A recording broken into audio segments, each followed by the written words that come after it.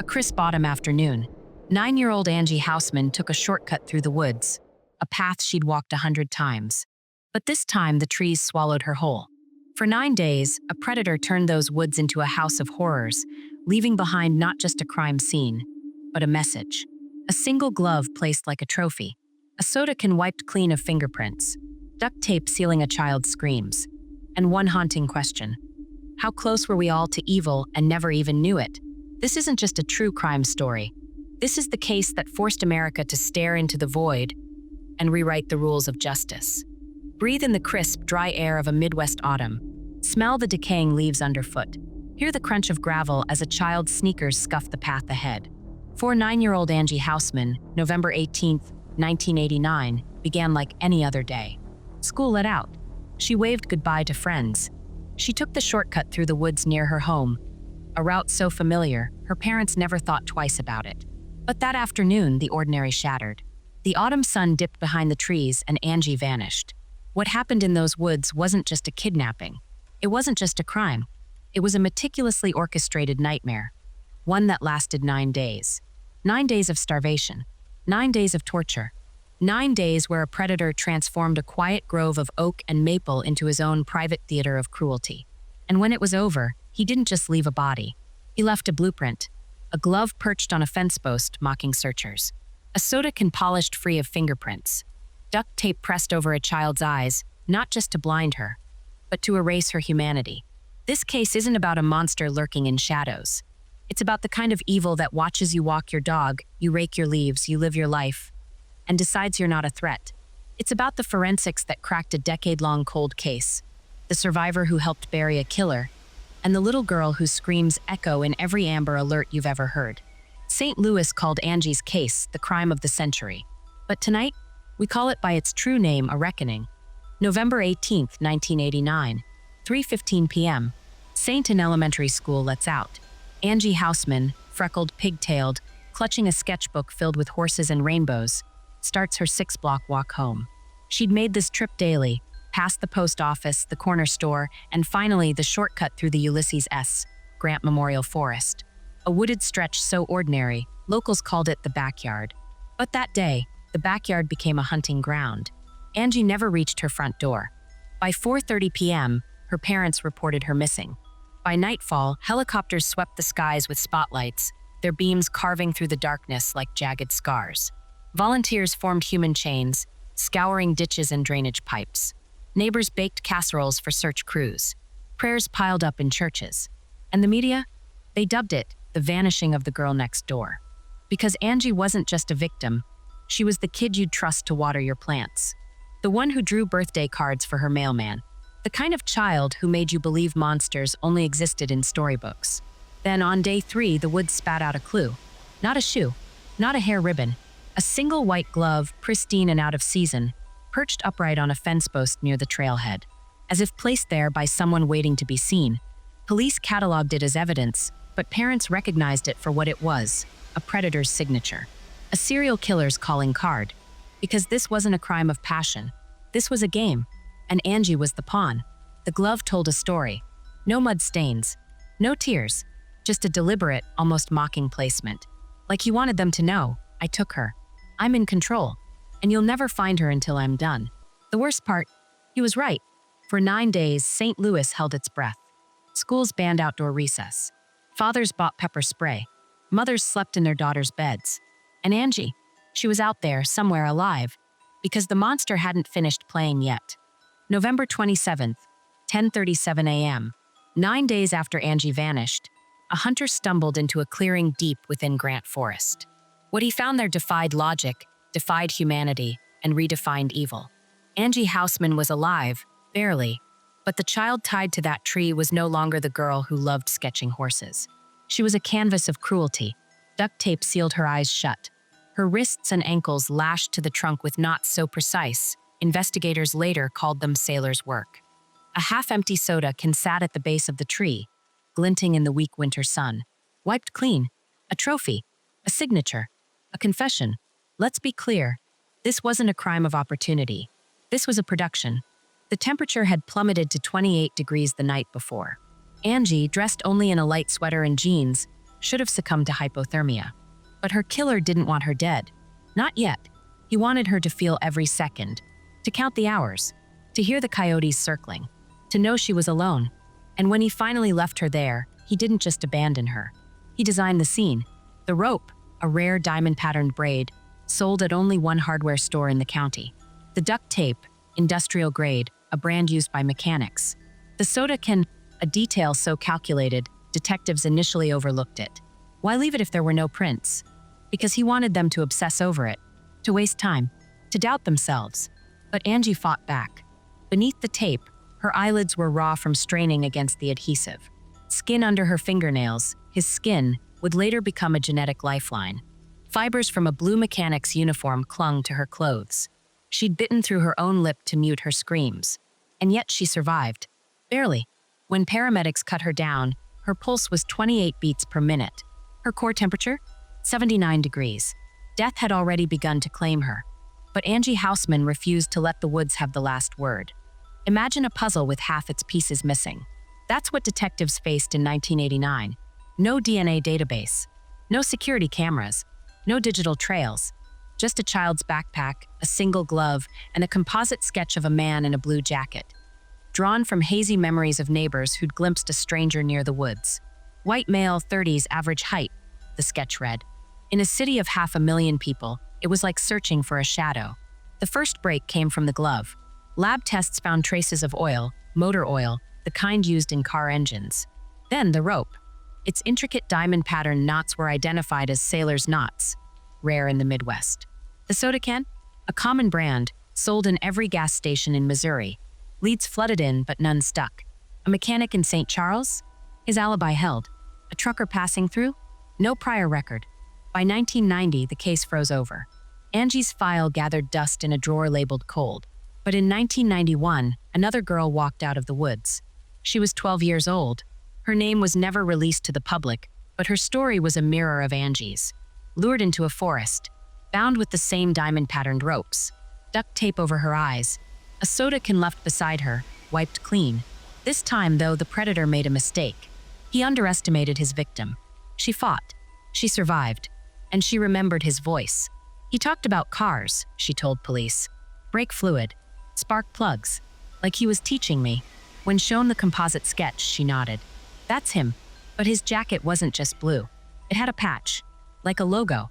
Suddenly, the oil on the glove made sense. The knots. A hobby, maybe. Mechanics, sailors, both work with their hands. Detectives combed employment records, union halls, repair shops. And then a hit, Gerald Carnahan, a 34-year-old mechanic from nearby Nixa, Missouri, known for petty thefts, drunk driving, a short temper. His employer confirmed it. Carnahan wore a blue jacket with a garage logo. He'd been fired weeks before Angie's disappearance. But proving it? Without DNA, they had nothing. The soda can was clean. The rope was mass-produced. Carnahan smirked during interrogations, daring them to charge him. They couldn't. Not yet. For 8 long years, Angie's case haunted St. Louis. Then, in 1999, forensic science handed detectives a key. DNA technology, once a futuristic fantasy, could now match microscopic evidence. They reopened Angie's file, re-examined the glove, the rope, the duct tape, and then the clincher, skin cells. Under Angie's fingernails, she'd left a parting gift to her killer. Scrapings revealed DNA, his DNA. When tested against Carnahan's, it was a match. But there was a catch. Carnahan was already in prison for attacking the second victim. He'd been convicted in 1991, sentenced to 30 years. Now, with DNA confirmation, prosecutors piled on new charges, first-degree murder. At trial, the truth spilled out. Carnahan wasn't a mastermind. He was a gambler, arrogant. He'd kept Angie alive for 9 days because he thought he'd never get caught. He'd used the same knots, the same soda can, the same woods because it worked before. But this time, science cornered him. The fibers from his blue jacket matched to Angie's clothes. The oil on the glove, identical to the brand his garage used. And Angie's DNA under her own nails? The final nail in his coffin. In 2009, 20 years after Angie vanished, Gerald Carnahan was sentenced to death. But justice? It rang hollow. Angie's parents buried their daughter long ago. The second victim, now an adult, still jumps at the sound of footsteps in the woods. And Carnahan? He sits on death row in Missouri alive while Angie's drawings gather dust in a box. This case didn't just put a killer behind bars. It exposed a system that failed to connect the dots. Carnahan had a record. He'd been questioned in other assaults. But without DNA, he was just another face in a file. Angie's death taught us that monsters don't hide. They slip through the cracks. And sometimes it takes a little girl's fight to seal them shut. 1999, a new millennium loomed, bringing promises of progress. But for Angie Housman's family, the past refused to loosen its grip. That year, a manila envelope landed on a detective's desk. Inside, a lab report. 4 words changed everything. DNA match confirmed. Science had finally spoken. Gerald Carnahan, a name buried in old police files, was now irrefutably tied to Angie's murder. But here's the twist that stunned a courtroom. Carnahan was already behind bars. Not for Angie's death, but for the attack on another girl, the one who'd escaped his woods 8 years earlier. A serial predator hiding in plain sight, masked by a system that hadn't connected the dots. At trial, prosecutors laid out the evidence like a gruesome jigsaw. Skin cells under Angie's fingernails, his skin, trapped during her desperate struggle to claw free. Fibers from a mechanic's uniform, identical to the one Carnahan wore at the garage he'd been fired from weeks before her disappearance. And the rope, the duct tape, the soda can, all threads leading back to him. But the most damning proof wasn't forensic. It was Carnahan's arrogance. He'd reused the same knots, the same rituals, the same woods. He thought he'd outsmarted everyone. He never counted on a little girl's defiance. Angie's parents sat in the front row, clutching her childhood drawings. The trial wasn't about closure, it was about confirmation. Confirmation that the man who'd waved at them from his porch, who'd fixed their neighbor's carburetor, had spent 9 days torturing their daughter. Confirmation that justice had been possible years earlier. If only someone had looked closer. In 2009, 2 decades after Angie's death, Carnahan was sentenced to death. Reporters called it a victory. Politicians praised the legal system. But Angie's mother, Darlene, told the press, "This isn't a win. My daughter is still gone. He's still breathing." And she was right. Missouri hadn't executed anyone since 2005. Death row was a limbo awaiting game. Carnahan's lawyers filed appeal after appeal, each one dragging Angie's family back into courtrooms, back to headlines, back to the nightmare. Meanwhile, the second victim, now a woman in her 30s, testified under a pseudonym. "Every time I see a soda can, I freeze," she admitted. "I don't walk in parks. I don't trust blue jackets." Her life, forever fractured, became a shadow of Carnahan's design. But she survived. Angie didn't. That guilt, she said, was heavier than any sentence. The trial exposed more than a killer. It revealed cracks in the system. Carnahan had a rap sheet: assaults, DUIs, petty thefts. He'd been questioned in other disappearances. But without DNA linking him to Angie, he'd slipped through. After 1999, everything changed. Missouri expanded its DNA database. Cops re-examined cold cases. Angie's death became a grim catalyst, a lesson written in blood. Yet for her family, the reforms came too late. Darlene kept Angie's bedroom untouched. Strawberry shortcake sheets on the bed, crayon drawings taped to the mirror. Every November 18th, they visited the woods where she was found. No speeches, no candles, just silence. "How do you mourn someone?" her father once asked, "when the world keeps arguing about whether her killer deserves to die?" Gerald Carnahan remains on death row today. His appeals crawl through courts. Angie's parents are in their 70s now. Time hasn't softened the pain. It's hardened it into something permanent. "I used to pray he'd die," Darlene said. "Now I pray I live long enough to see it." This isn't a story about justice. It's about what happens when justice arrives too late. When it dangles closure like a carrot, only to yank it away with legal technicalities. When a little girl's death becomes a footnote in a debate about capital punishment. Angie's case taught us DNA can solve crimes, but it can't mend hearts. It can't unbreak a family. And it can't answer the question that still haunts her parents every sleepless night. Was it worth the wait? The woods where Angie died are quieter now. The trees have grown thicker, the paths overgrown. But if you stand there at dusk, when the wind rattles the branches, you can almost hear it.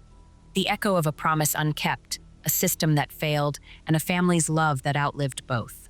How do you measure a life cut short? In years, Angie Housman got 9. In memories, her family has a handful of birthdays, Christmases, and a worn sketchbook. But Angie's legacy isn't counted in time. It's etched into the DNA of how we protect our children. Her death didn't just end a life, it rewrote the rules. Before Angie, kids were told to fear strangers in vans, men in trench coats, faceless boogeymen. But her killer wasn't a stranger. He was Gerald Carnahan, a mechanic who drank at local bars, waved to neighbors, and blended into the rhythm of everyday life. He didn't snatch Angie from a dark alley.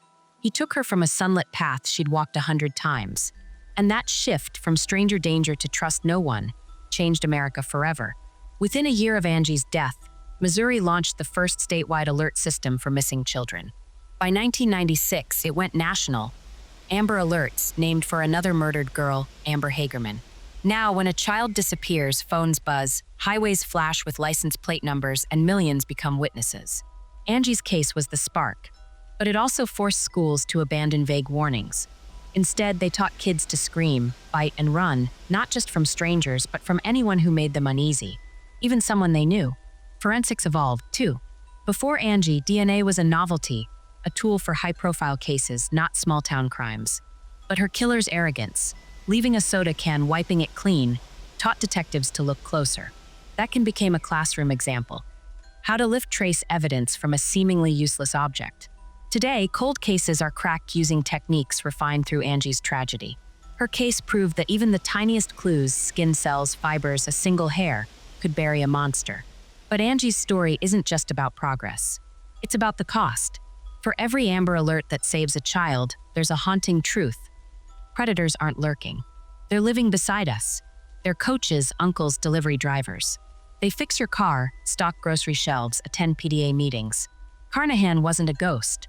He was a man who laughed at barbecues and remembered birthdays. And that's why Angie's case chills us to the core. It shattered the myth that evil announces itself. The woods where Angie suffered are quieter now. Trees have grown over the crime scene, but parents still drive past them, grip tightening on the steering wheel. They still glance at their kids' friends' fathers, the quiet guy at the bus stop, the mechanic who smiles too wide. Because Angie taught us that danger doesn't hide. It learns your routine. It knows your shortcuts. And it waits. Yet for all the changes her death inspired, questions linger. How many Gerald Carnahans are still out there? How many predators slipped through the cracks before DNA became a routine tool? In 2021, Missouri's DNA database linked Carnahan to another unsolved assault from 1986, 3 years before Angie. How many victims never saw justice? How many parents still whisper their child's name into the void, praying for a breakthrough that'll never come? Angie's family found no peace. Her mother, Darlene, became an advocate for victims' rights, lobbying for stricter DNA laws. But at night, she'd sit in Angie's room, tracing her daughter's crayon drawings. "I don't want her to be a lesson," she once said. "I want her to be a little girl again." And then there's the survivor, the second victim, who's now a mother herself. She checks locks twice. She stares at playgrounds a beat too long.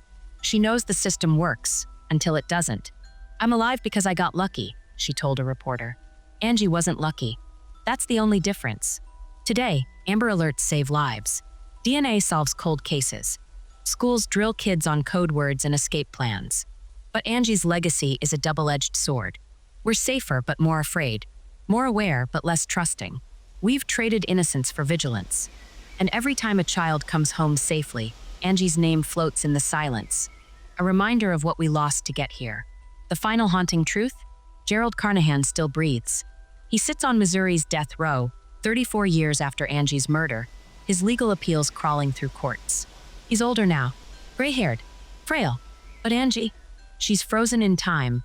A fourth grader in pigtails, forever 9, forever mid-sketch, forever on the edge of those woods. So why does Angie's story haunt us? Because it's not just hers. It's every parent's worst nightmare. It's every detective's unsolved case. It's every survivor's guilt. And it's the uneasy bargain we've made. Trade trust for safety, childhood freedom for vigilance, and hope that the next Gerald Carnahan is caught before the woods claim another Angie. Close your eyes. Breathe in. That's the smell of damp earth and pine needles. That's the sound of branches tapping out a code only the woods understand. Today, the Ulysses S. Grant Memorial Forest looks peaceful. Sunlight dapples the forest floor. Birds nest in the same oaks that once held a child's screams. But peace is a mask. These woods remember. They always do. Walk the trail Angie took, and you'll pass a fence post. No glove rests there now, just a splintered wooden beam, weathered by decades of rain. Parents still warn their kids not to linger here. Not because of ghosts, but because of a truth Angie's death carved into this place. Evil doesn't need shadows to thrive. It thrives on normalcy, on routines, on trust. Gerald Carnahan didn't look like a monster.